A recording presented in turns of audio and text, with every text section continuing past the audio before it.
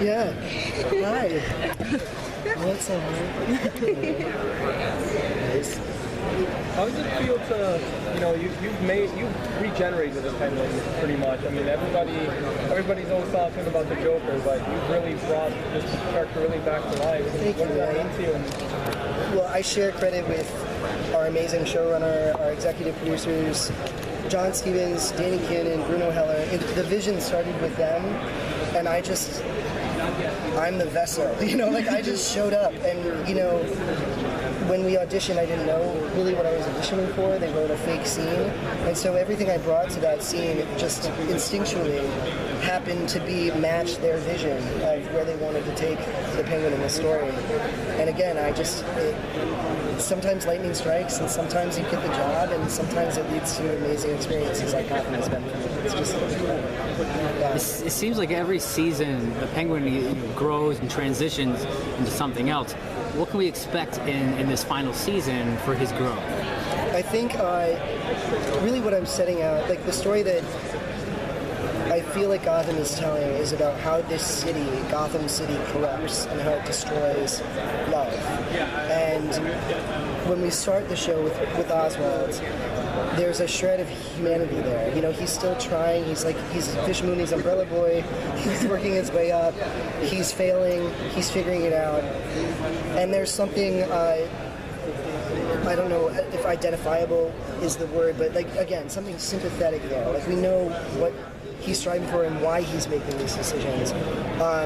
So by the end, I think that humanity, that gentleness, that deep down underneath, if everything had gone right for him, he would be a good person, I believe. But by the end of this story that we're telling, I want all of that humanity squashed out. He is a monster. He is a monster. He's a supervillain.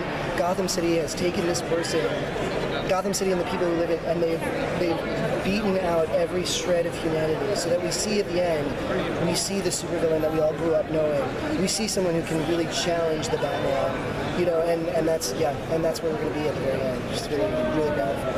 Following on from that, throughout the seasons, Penguin's often had a specific person or group of people that he's sort of targeting or wanting revenge on. And now that he's got his revenge for the death of his mother, yes.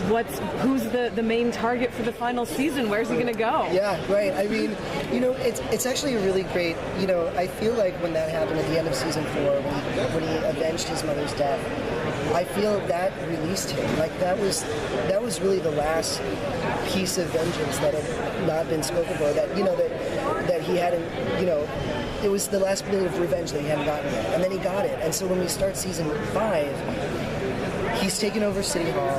He is absolutely the most powerful he's ever been, and he wants to rebuild the city, especially the crime syndicate, in his image, in his design. He's there to remake Gotham in his image. And so I think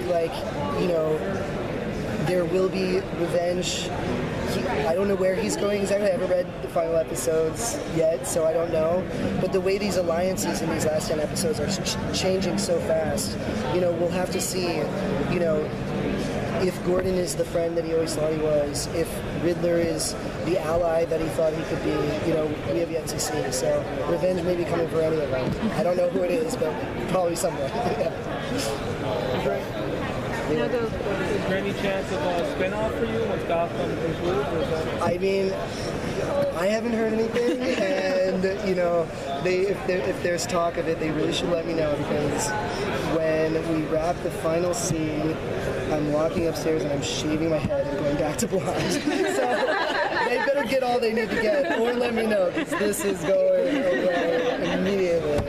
But yeah, I don't know. I tell people it's an amazing time for television and entertainment in general, because the fans look at Comic-Con is such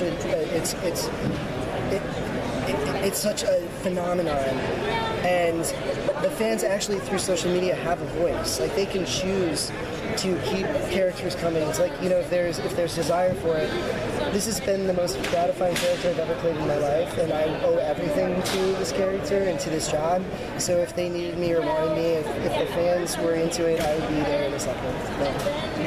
Talking about the fans, how do you think they will react at the end of the final episode? I mean, I think they're going to be stoked.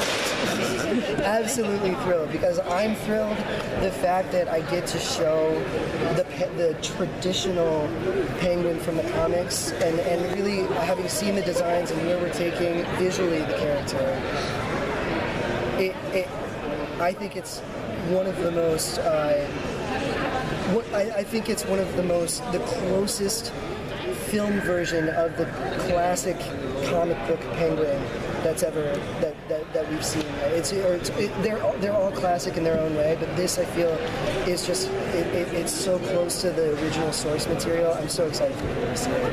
And it just gives us that little bit of legitimacy, like being the actual older Penguin who's overweight, who is a monster, who all of this stuff that has happened to him has led up to that, and I think everyone's going to be really thrilled. So, yeah, I'm thrilled. Thank you. Sorry, guys. Thank you so much. Thank you so much. Bless you. Thanks for supporting our show and writing about it. It means so much to all of us. Cheers. Thank you. Bye.